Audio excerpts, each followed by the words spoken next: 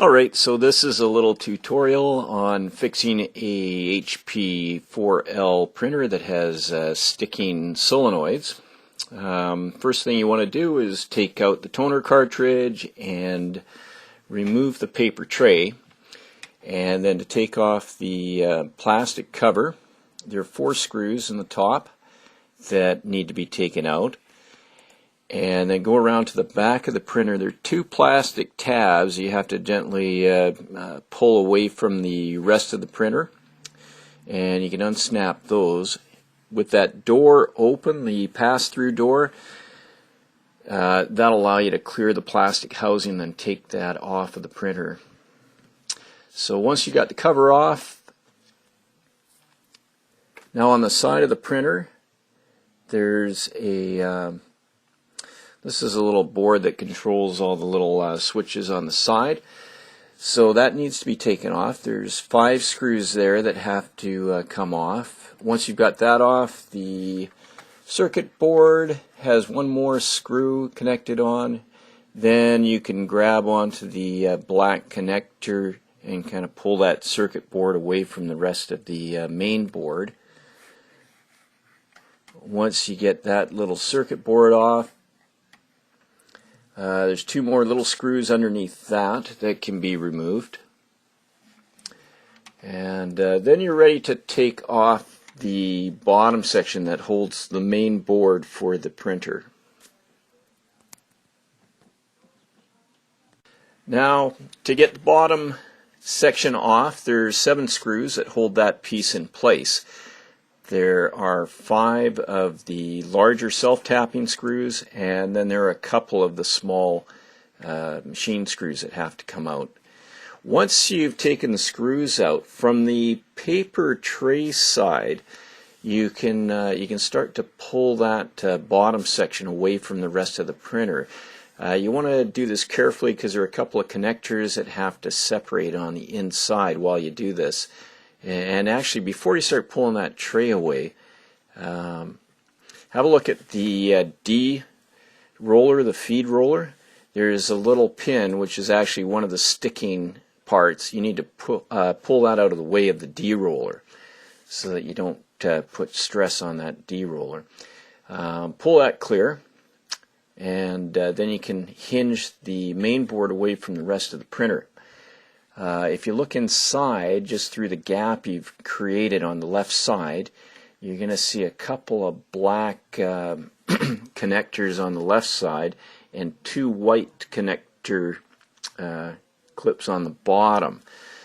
So as you pull it apart, the 2 black ones should separate, and once they're separated, then you can just pull it up and away from the white plastic ones. Those ones seem to come apart pretty easily.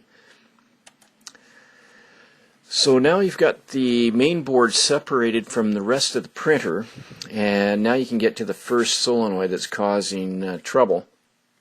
You can see that in the picture there, and the circled part is where they put a little piece of foam tape that gives a little insulation there. And you can clean that off either by leaving the solenoid on the board and just carefully get a Q-tip. I use some paint thinner to dissolve the adhesive. You can also use some alcohol. I think will do the job as well. Or there's 1 screw on the underside that holds the solenoid in place, and you see I popped it off, just made it a little easier to get access to it. And so it's just a matter of cleaning that off, and once you've got all the remnants of that sticky adhesive off, you can put that back together.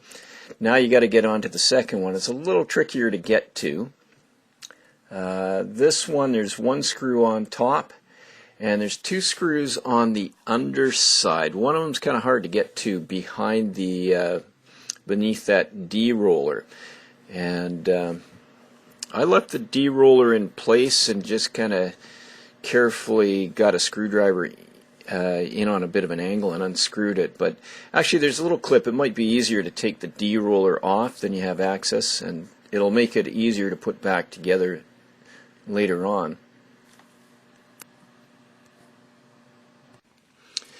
Alright, with the screws removed, you're 1 step away from being able to remove that roller assembly. On the side of the machine, there's a little plastic clip, and you should be able to access that without removing the whole metal piece. I actually removed it, but I think you can get it without removing anything.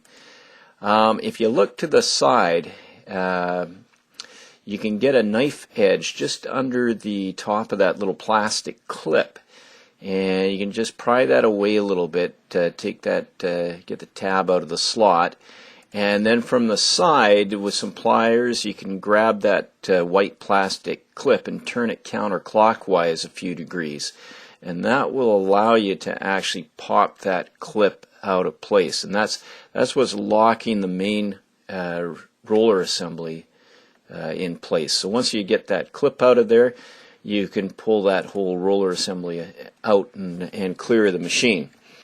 Okay, so once you have that main feed assembly out, it should be fairly straightforward. It's pretty much like the one that's on the main board. All you need to do is clean off that sticky adhesive between the two contact points, and then reassemble the machine, and you should be back in business.